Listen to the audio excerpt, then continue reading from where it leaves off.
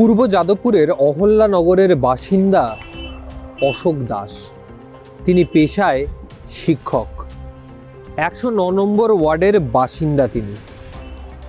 তিনি এই কয়েক মাস ধরে বিএলওর কাজ করছিলেন, 110 নম্বর বুথের বিএলও তিনি। কিন্তু ইলেকশন কমিশনের এমন চাপ, যে মানসিক চাপ তিনি আর সামলাতে পারলেন না। বৃহস্পতিবার বাথরুম থেকে তার ঝুলন্ত দেহ উদ্ধার হলো। তারপরই শুরু হলো রাজনৈতিক চর্চা। প্রকাশ্যে আসলো একটি অডিও ক্লিপ, একটি কল রেকর্ডিং।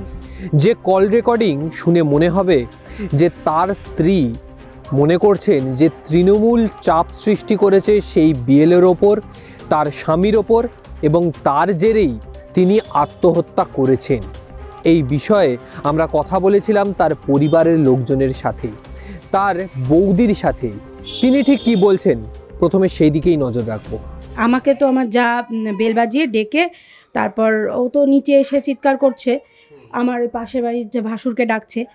তখন আমি নিচে এসে বললাম, কি হয়েছে, তুমি যে বেল বাজালে যে, বললেন না তো কিছু। বলে যে তোমার দেওর দেখো গিয়ে গলায় দড়ি দিয়েছে। তারপর সবাই মিলে ছুটে গেল। তারপর তো সুমনের গাড়ি করে ওকে নিয়ে গেল। ও তো নাকি বয়েজ স্পোর্টিং ক্লাবের ওখানে, ও আর শেষ হয়ে গেছে। ও তো কাজের প্রেশার খুব দাদা, ওর চেহারা ভেঙে গেছে। ওকে কিছুদিন আগে সবাই এই স্কুল থেকে ধরে ধরে বাড়ি দিয়ে গেছে। ওর শরীরের অবস্থা ভালো ছিল না, তার মানে মেন্টাল প্রেশারও খুব ছিল নিশ্চয়ই।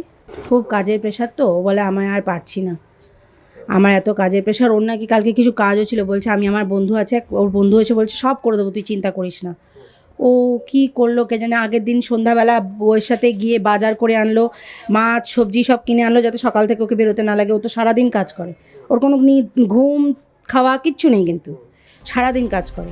কথা বলেছিলাম তার বৌদির সঙ্গে। তিনি বলছেন যখন তার স্ত্রীর মানসিক অবস্থা ভালো নয়, অশোকবাবুর মানসিক অবস্থা সেইভাবে স্থিতিশীল নয়, ঠিক সেই সময় ওই মহিলা ফোন করেছিলেন। কে সেই মহিলা তারা সেটা জানেন না। তিনি ফোন করে এমন এমন কথা বলছেন যার ফলে তিনি এই কথাটি বলতে বাধ্য হয়েছেন। তিনি তার মুখ ফসকে মেজাজ হারিয়ে তিনি কথাগুলি বলেছেন। কিন্তু যে অডিও ক্লিপটা প্রকাশ্যে আনা হয়েছে সেখানে সম্পূর্ণ অডিও ক্লিপ নেই, সেখান থেকে কেটে কেটে বাদ দিয়ে দেওয়া হয়েছে বহু অডিও ক্লিপ। বহু অডিও বাদ দেওয়া হয়েছে সেই অডিওটাকে বিকৃত করার জন্য, এবং যেটা প্রেজেন্ট করা হয়েছে, যেটা জনসমক্ষে আনা হয়েছে, সেটা সম্পূর্ণ আলাদা একটি অডিও ক্লিপ। হ্যাঁ, গলায় দড়ি দিয়ে সুইসাইড করেছে। ওই যে অনন্যা ব্যানার্জি, রাজু বিশ্বাস সুমনে হুমকি দেয় যে ভোটে নাম কাটা দিলে দেখে নেবে, বাড়ি থেকে তুমি নিয়ে যাবে, সেই জন্য চলে গেল। যেটার সাথে মূল অডিও ক্লিপের কোনো সামঞ্জস্য পাওয়া যাচ্ছে না। মূল অডিও ক্লিপের যে বার্তা, সেটাকে বিকৃত করে একটা অন্য অডিও ক্লিপ এনে প্রকাশ্যে আনা হয়েছে, এই অভিযোগ তুলছেন। আচ্ছা, যখন ফোন রেকর্ড হয়েছে তখন কি জানো দাদা ওর কি পরিস্থিতি ছিল? ও তখন সবে একটা মানুষ, যে মহিলা, ও ওর স্বামীকে খুলে নিয়েছে, পাড়ার লোক ডেকে নিয়ে গেছে। যেই মুহূর্তে কোন মহিলা ফোন করেছে ওকে আমি জানি না, আর উনি সেই মুহূর্তে ফোন করেছে, তার ভেরি সেকেন্ড আগে আমার যাকে বলেছে যে আপনার স্বামী নেই, মারা গেছে। তারপর একটা মহিলা কি বলতে পারে? তার মাথার কি ঠিক থাকে? অবস্থা ঠিক থাকে না। আর উনি নানান রকম প্রভোকেশন মন্তব্য করেছেন, সেটা উনি দেননি, সেটা উনার ব্যাপার। উনাকেও গিয়ে জিজ্ঞাসা করুন যে আপনি যে বাদ দিয়েছেন না পোর্শনগুলো, ওগুলো দিয়ে দিন দিদি, তাহলে সবার সুবিধা হবে বুঝতে যে উনি কি বলেছিল। এখন যদি আমি XYZ এর নাম দিয়ে বলে, তাহলে সেই মুহূর্তে একটা মানুষ কিন্তু ওরম বলবে যে হ্যাঁ ওর জন্যই হয়েছে, ওর জন্যই হয়েছে, কারণ ওর তো মাথা ঠিক নেই। তাহলে বারবার যদি একটা নাম ঘুরিয়ে ঘুরিয়ে বলেন, তাহলে তো সেরকমই দাঁড়াবে। একটা মানুষ কী উত্তর দেবে বলুন? ওর তো মাথার কোনো ঠিক নেই, ও যা পারছে তাই বলে দিচ্ছে। তার আগে ওর ঘাড়ে এই নাম বসাচ্ছে, সেই নাম বসাচ্ছে, তখন ওগুলোই মাথায় ঘুরছে ওর। আর তার আগে সে জানতে পেরেছে যে তার স্বামী নেই আর পৃথিবীতে, আর আসবে না। যে বড় ডাক্তারই দেখাও, আর আসবে না জীবনেও। আর এই বিষয় নিয়ে, গোটা বিষয় নিয়ে আমরা কথা বলেছিলাম 109 নম্বর ওয়ার্ডের কাউন্সিলর অনন্যা ব্যানার্জির সঙ্গে। তিনি ঠিক কি বলছেন সেদিকে নজর রাখুন। আপনার ওয়ার্ডেরই একজন বাসিন্দা যিনি বলবো, এছাড়াও বিএলও যিনি রয়েছেন অশোক দাস, যিনি গতকাল আত্মহত্যা করেছেন, এই খবর আসছে, বাথরুমে তার ঝুলন্ত দেহ পাওয়া যাচ্ছে। এবং তারপরেই একটি ভাইরাল অডিও ক্লিপ প্রকাশ্যে আসে যেখানে বলা হচ্ছে তৃণমূল চাপ দিচ্ছিল, যেখানে একবার মাত্র আপনার নামটা উল্লেখ করা হয়েছে এবং সাথে আরেকজন রাজু নামক একজন ব্যক্তির নাম উল্লেখ করা হয়েছে। তৃণমূলের চাপে এটা করানো হয়েছে বা এরকম কিছু একটা দৃষ্টিভঙ্গিতে ওই অডিও ক্লিপটা করা হয়েছে। এই গোটা বিষয়টা নিয়ে কি বলবে? বলবো রাজনৈতিক ষড়যন্ত্র। এই গোটা বিষয়টাতেই বুঝতে পারছি ভোট এসে গেছে। দেখুন, মৃত্যু নিয়ে রাজনীতি তৃণমূল করে না, আমি তো করবই না। সুতরাং সেই জায়গা থেকে এটা অত্যন্ত দুর্ভাগ্যজনক, খারাপ লাগছে। কারণ আমি গত নভেম্বর মাস থেকে এসআইআর এর প্রচুর মানুষকে হেনস্থা হতে দেখেছি আপনাদের মাধ্যমে, সামাজিক মাধ্যমে নানা রকম ভাবে খবর দেখছেন তো, যে বিএলও বিএলএ সাধারণ মানুষ হয়রানির শিকার হয়েছেন এবং অনেকে বলি হয়েছে, মৃত্যু হয়েছে। ঠিক সেটা আমরা দূর থেকে শুনছিলাম, কিন্তু 109 নম্বর ওয়ার্ড, আমাদের ওয়ার্ডে এবং আমার পরিচিত কোনো মানুষের এই ধরনের ঘটনা ঘটবে, এটা আমি আগে তো বুঝিনি। এবং ঘটনা ঘটলে যে কি কতটা শক হয় সেটা কালকে আমি বুঝেছি। এবং আমরা তো সারাদিন অশোক দাসের সঙ্গেই, মানে পরিবারের সঙ্গেই ছিলাম। অশোক দাসকে হাসপাতালে নিয়ে যাওয়ার পর থেকে ওনার পরিবারের যা দরকার এই সময়, সেগুলো সবই তো আমি এবং আমার অঞ্চলের প্রতিবেশী এবং তৃণমূল কংগ্রেসই করলো। যে ব্যক্তিটির কথা আপনি বলছেন তিনি হচ্ছে ভারতীয় জনতা পার্টির এজেন্ট BLA-2, এবং সবচেয়ে বড় কথা তিনি সেখানকার দীর্ঘদিনের বাসিন্দাও নয়, কয়েক মাস ফ্ল্যাট কিনে উনি এসেছেন। অশোক দাস কিন্তু কলোনি অঞ্চলের বাসিন্দাও বটে, যিনি সরকারিভাবে BLO, বুথ লেভেল অফিসার, সরকারি লোক। এবং আপনাদের জ্ঞাতার্থেই জানিয়ে রাখি যে 109 নম্বর ওয়ার্ড একটু বড় ওয়ার্ড, যেখানে 57টা বুথ। তার মানে যিনি মারা গেলেন, সবথেকে বড় ওয়ার্ডও কলকাতা পুরসভার অন্যতম বড় ওয়ার্ড, 57খানা পার্ট, 57টা বুথ। মানে লেট অশোক দাস ছাড়াও আরো 56 জন বিএলও এখানে কাজ করছে। তাহলে তাদের সাথে কথা বলুন, দেখুন থানায় খবর নিয়ে যে কোথাও কোন রকম কেউ অভিযোগ করেছে। যদি চাপের কথাই উঠে আসে, তর্কের খাতিরেও বলি, তাহলে সে চাপ তো শুধু 110 নম্বর পার্টের বিএলও যিনি আত্মহত্যা করেছেন অশোক দাস, তাকেই তো দেওয়া হবে না। তার মানে চাপ যদি তৃণমূল দেয়, তাহলে সেটা তো চাপ সবাইকে দেবে, নাকি না একটা কোনো বিএলও কে দেবে? এটাও তো কোনো মানে হয় না। এই যে অভিযোগের একটা তো ভিত্তি থাকবে। আপনি বলছেন বিএলও কে চাপ দিয়েছে, তাহলে একটি বিএলও কেই চাপ দেবে? তাহলে তো অন্য বিএলও অর্গানাইজেশন আছে, সেখানে দেখুন থানায় কমপ্লেন করতো। অশোক দাস তো প্রাপ্তবয়স্ক শিক্ষক মশাই, ওনাকে যদি কেউ চাপ দিত তাহলে উনি অন্তত ইলেকশন কমিশনকে চিঠি লিখে জানাতেন, থানায় একটা জিডি করতেন, ডায়েরি করতেন। কিছু করেছে কি?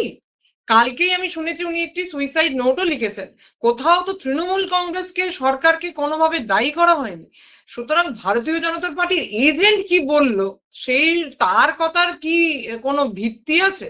তার কথার কোনো মান্যতাও নেই, বৈধতাও নেই। আমি যে আপনাকে যুক্তিগুলো দিলাম, এগুলো কি আপনি কাটতে পারবেন? যদি একজন কোনো বিএলও তো চাপের কথা বলবে না। চাপ যদি সরকার দেয়, সরকারের দল দেয়, তাহলে সে চাপ তো সর্বত্র হবে। অন্তত 2-1জনও তো কমপ্লেন করবে, কেউ তো কমপ্লেন করলো না। আচ্ছা, যিনি মারা গেলেন অশোক দাস, তার স্ত্রী, তার নাম সুদীপ্তা দাস, তিনিও তো কোথাও বলছেন না। আপনি যে ফোন রেকর্ডের কথা বলছেন সেটা ভাইরাল হয়নি, সেটা ভাইরাল করানোর চেষ্টা করছে। কারণ রাজনৈতিকভাবে প্রাসঙ্গিকতা নেই বিজেপির। তারা মনে করছে এসআইআর এর বলি প্রচুর হয়েছে, এখন যদি এর অভিমুখটা ঘুরিয়ে কোনো দলকে, রাজনৈতিক দলের দিকে করে দেওয়া যায়, কোনো ব্যক্তির দিকে করে দেওয়া যায়, তাহলে এটা খাবে ভালো, কাটবে বাজারে ভালো, তাই বলছেন। কিন্তু কোনো একটা অভিযোগ করলে তার তো একটা যুক্তি থাকবে, তার তো একটা প্রমাণ থাকবে। একটা ফোনে কে কাকে বলছে, আমি কাউকে বলছি না, এবং এই গলাটা কার সেটাও জানি না, সেও কিছুই বলছে না। একবার কখনো ওকে, তার আগের ফোনটা আপনি জানেন না যে ওকে শিখিয়েছে কিনা, আপনি এটাও জানেন না আপনি বসে করিয়েছেন কিনা। সুতরাং এই টেলিফোনে কনভারসেশনের ভিত্তিতে কি এসে যায়? বিজেপির রাজনৈতিক সৌজন্য নেই, বিজেপি এই ধরনেরই কালচারে বিশ্বাসী। সুতরাং এরা মৃত্যু নিয়েও রাজনীতি করে, তাই করছে। আমি আমার অঞ্চলের অশোক দাস এবং তার পরিবারকে চিনি, এমন অশোক দাস বাবার মৃত্যুতেও আমি গিয়েছিলাম, জিজ্ঞেস করবেন, এলাকায় খোঁজ নিই। সুতরাং আমার ক্ষেত্রে আমার খুব মানে নিজের জানাশোনা মানুষ হারানোর মতন কষ্ট হয়েছে। আমি এখানে মৃত্যু নিয়ে রাজনীতি করতে আসিনি, তাই আমি আর কোনো সরাসরি আপনাদের কাছে এলাম না। তবু আপনারা প্রশ্ন করছেন, তাই এই কথাগুলো আমি বললাম যে দেখুন, অভিযোগ করছেন তিনি এজেন্ট এবং সেই সরাসরি বিজেপি করে, সে কি বললো, তার কথার কি মান্যতা আছে বলুন? দিদি আমার শেষ কালকে প্রশ্ন থাকবে রিক, আপনি আরেকটা কথা বলুন যে হ্যাঁ। আপনি কি দেখেছেন সুদীপ্তা দাস অর্থাৎ যিনি অশোক মারা গেলেন, লেট হুম। অশোক দাসের ওয়াইফ, তিনি কালকে তো আমি দেখলাম অনেক প্রেসকে বাইট দিয়েছেন এবং তিনি কোথাও তৃণমূল কংগ্রেস, তৃণমূল সরকার অথবা অনন্যা ব্যানার্জি অথবা রাজু বিশ্বাস যে নামগুলো আপনি বলছেন কোথাও তো বললো না। হুম। আমি তো সবই টিভিতে বসেই দেখলাম, সামাজিক মাধ্যমে বসেই দেখলাম যে, এবং উনি কোথাও, আমি বললাম যিনি মারা গেলেন তিনি তো আত্মহত্যা করছেন, মানে স্বইচ্ছায় মৃত্যুবরণ করছেন, তাহলে সেক্ষেত্রে কি উনি একটা নোটে লিখবেন না?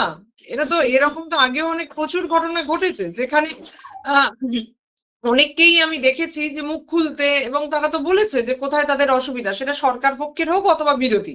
কিন্তু এক্ষেত্রে অশোক দাসও কিছু বলছেন না, তার ওয়াইফ কিছু বলছেন না, একটা ভারতীয় জনতা পার্টির এজেন্ট তিনি কি বলছেন তার উপর তো মানুষের কোনো ম্যান্ডেট ঠিক হতে পারে না।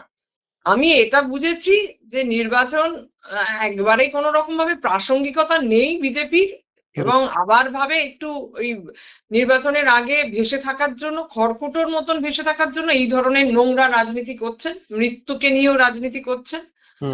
আর একটা বিষয় বুঝেছিলাম যে যিনি ভারতীয় জনতা পার্টির পক্ষ থেকে কলকাতা কর্পোরেশনের একজন প্রতিনিধি কাউন্সিলর তিনি পোস্ট করেছেন বলছেন, তিনি কি তার পরিবারের সঙ্গে দেখা করেছেন? থানা ঘেরাও করা ছাড়া তাদের পাশে থেকেছেন?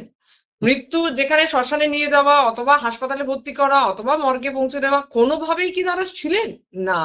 শুধু প্রেসে ভেসে আছেন, সামাজিক মাধ্যমে ভেসে আছেন, এবং সরকার পক্ষ এবং সরকারি দল সরকারি প্রতিনিধিকে দাগিয়ে দিলে ভালো খায়, তাই তিনি সেটা করছেন। আরো একটা বিষয় বলবো যেটা কাল বলিনি, সেটা হচ্ছে ব্যক্তিগতভাবে আমি মহিলা এবং আমি বিনোদনের সঙ্গে যুক্ত, সুতরাং আমার নামের সঙ্গে এটা যুক্ত করতে পারলে আরো বাজারে খাবে, তাই করছেন। এটা একেবারেই উদ্দেশ্য প্রণোদিত এবং ষড়যন্ত্র। দিদি আমার শেষ প্রশ্ন থাকবে, যদি বিএলওর ওপর কোনো চাপ সৃষ্টি হয় বা যদি কোনো প্রেসার আসে যে এই টাইমের মধ্যে দিতে হবে বা খুব তাড়াতাড়ি ডেটা এন্ট্রির কাজটা করতে হবে, তাহলে সেটা এই আপনি প্রেসারটা তো ভেবে ইলেকশন বলুন। কমিশন দিচ্ছে। সেটা, এবং ওনার ওয়াইফ তাই বলছেন, সুইসাইড নোটেও তাই লিখেছেন বলেই আমি খবর পেলাম, আমি জানলাম। এবং সিলেকশন কমিশনের কাজটা প্রায় শেষের দিকে, সুতরাং এখানে কোনো দল কেন চাপ দেবে এটাও তো বুঝতে হবে। নভেম্বর মাস থেকে কাজ চলছে, আপনি একটু র্যাশনালি চিন্তা করবেন রিক। আপনার কোনো পক্ষ না থেকে, আপনিও একজন মানুষ, বিবেকবান এবং বুদ্ধিশুদ্ধি আছে, পড়াশোনা আছে, আপনি বলুন তো যখন নির্বাচনের এসআইআর সংশোধনের কাজ শেষ, নির্বাচন আসন্ন এবং ভোটার ফাইনাল ভোটার লিস্ট যখন আর কদিনের মধ্যে বেরোবে, তখন কোনো দল কেন কাউকে চাপ দেবে? এ তো কাজ প্রায় শেষ। আরেকটি তথ্য আপনার সাহায্যের জন্য বলছি, 923 জন ভোটার আছে 110 নম্বর পার্টে, যে পার্টে অশোক দাস, মৃত অশোক দাস বিএলও ছিলেন। এটা যাদবপুর বিধানসভার 110 নম্বর পার্ট। এই 923 জন ভোটারের মধ্যে মাত্র কয়েকজনকে হিয়ারিং এ ডেকেছিল, এবং সেই হিয়ারিং এর কাজও কমপ্লিট, প্রায় কিছুটা বাকি আছে। সুতরাং এই শেষের সময় কে কাকে চাপ দেবে, কেন চাপ দেবে, তাই না? এগুলো আপনাকে বুঝতে হবে। শুধুমাত্র নির্বাচন কমিশনের ওপর এই ধরনের চাপের শিকার অনেক হয়েছে, এখন যদি কোনো রাজনৈতিক দলকে দাগিয়ে দেওয়া যায়, সেই দলের প্রতিনিধিকে, এবং সে যদি মহিলা হয় সেটা আরো সুন্দর হয়, বাজারে বলতে ভালো, কাটে ভালো, খায় ভালো, তাই বলছে যে ভারতীয় জনতা পার্টির রুচি মানে মৃতদেহ নিয়ে রাজনীতি করা এবং এই ধরনের ভিত্তিহীন কোনো একটা বিষয় নিয়ে ভেসে থাকাবার একটা প্রবণতা, এটা আগেও দেখেছি, নির্বাচন আসছে আরো দেখবো। এসআইআর আবহের রাজনৈতিক চাপানুতর শুরু, আর এই রাজনৈতিক চাপানুতরের মধ্যে এই এসআইআর নিয়ে মৃত্যু মিছিলের রাজনীতি করতে চাইছে বিজেপি। এই অভিযোগ করছেন তৃণমূল কাউন্সিলর, 109 নম্বর ওয়ার্ডের কাউন্সিলর অনন্যা ব্যানার্জি। মৃতদেহ নিয়ে রাজনীতি নতুন নয়, এর আগে বহু রাজনীতির সাক্ষী থেকেছে এই বাংলার মানুষ, কিন্তু এই রকমের রাজনীতি সত্যি নক্কারজনক, এই অভিযোগ তৃণমূলের। আর এরই পাশাপাশি এই ঘটনা, যে ঘটনাটি ঘটেছে সত্যি, কারণ মৃত্যু তো কাম্য নয়, তাহলে এই আবহের মধ্যে দাঁড়িয়ে যদি কেউ মারা যান বিএলওর কাজ করতে গিয়ে, তাহলে সেই চাপটা কে সৃষ্টি করছে? ইলেকশন কমিশন নয়। ইলেকশন কমিশনের কোনো দায়িত্ব নেই। ইলেকশন কমিশন কি এই চাপটা ক্রমাগত সৃষ্টি করছে না? শুধু এই একটা ঘটনা নয়, এর আগে বহু ঘটনা ঘটেছে যেখানে সুইসাইড নোটও উদ্ধার হয়েছে। যেখানে সরাসরি আক্রমণ করা হয়েছে ইলেকশন কমিশনের ওপর। ইলেকশন কমিশন বলছে যে এত চাপ তারা সহ্য করতে পারছে না, ইলেকশন কমিশন প্রতিনিয়ত যে চাপ দিচ্ছে। এই কথা শুধু আমরা বলছি না, তার বৌদিও ঠিক এই একই কথাই বললেন। ইলেকশন কমিশনের অস্বাভাবিক চাপ, প্রতিনিয়ত চাপ, এবং তার জেরে মানসিক ভারসাম্য হারিয়ে ফেলছেন বহু বিএলওরা, এবং তারই পরিণতি কি এটা? এই নিয়ে তো বিতর্ক থাকবেই, কিন্তু যত নির্বাচন আবহ আসছে ততই কিন্তু রাজনৈতিক চাপানুতোর বাড়তেই থাকছে। সেটা ইলেকশন কমিশন হোক, তৃণমূল হোক, বিজেপি হোক, রাজনৈতিক ক্ষেত্রে এসআইআর আবহে মাটি কামড়ে পড়ে থাকতে চাইছে প্রত্যেকটা রাজনৈতিক দল। যার মূল দৃষ্টান্ত যদি বলা হয়, গতকাল রাতেই সজল ঘোষ থানার সামনে অবস্থান বিক্ষোভ, এবং এই আবহের মধ্যেই একের পর এক ঘটনা সামনে আসছে। বিভিন্ন জায়গায় বিভিন্ন বিএলও তারা কিন্তু আত্মহত্যার পথ বেছে নিচ্ছেন, কারণ নির্বাচন কমিশনের এই চাপ তারা সামলাতে পারছেন না। দায়ী কি তৃণমূলের না নির্বাচন কমিশনের? সেই প্রশ্ন রাখলাম আপনাদের সামনে। ভিডিওটা ভালো লাগলে অবশ্যই জানাবেন, এবং মন্তব্যে জানাবেন ইলেকশন কমিশন আপনার বাড়িতেও বিএলও আসছে, তারা ঠিক কি বলছে, তারা কতটা চাপের মধ্যে থেকে কাজ করছে, আপনাদের সাথে কতটা কথা তারা বলছেন, কতটা চাপে তারা রয়েছে, আপনাদেরকে কি জানাচ্ছেন, সেই মন্তব্য আপনারাও জানাবেন। ক্যামেরায় বিনয়ের সঙ্গে রিক, আর প্লাস নিউজ, কলকাতা।